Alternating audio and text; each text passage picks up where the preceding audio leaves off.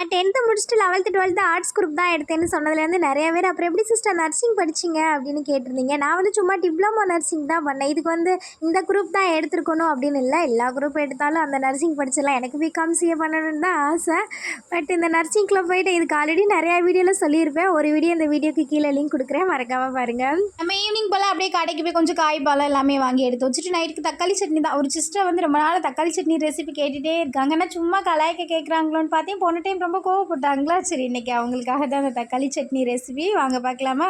தேவையான அளவு தக்காளி வெங்காயம் எடுத்துக்கலாம். நான் 3 தக்காளி 2 வெங்காயம் எடுத்துக்கிட்டேன். சின்ன வெங்காயம் போட்டால் இன்னும் டேஸ்ட்டாகவே இருக்கும். கடையில் எண்ணெய் காஞ்சதும் தேவையான அளவு கடுகு, உளுந்து, கருவேப்பிலை, காஞ்ச மிளகாய், வெங்காயம் போட்டு நல்லா வதக்கிட்டு லாஸ்ட்டாக தக்காளி போட்டதுக்கப்புறம் கொஞ்சம் மஞ்சத்தூள், கொஞ்சம் உப்பு சேர்த்துக்கோங்க. தக்காளி நல்லா குழஞ்சி வந்ததுக்கப்புறம் ஃபைனலாக கொத்தமல்லி, புதினா போட்டு இறக்கி ஆற வச்சு அரைச்சிட்டா தக்காளி சட்னி ரெடி.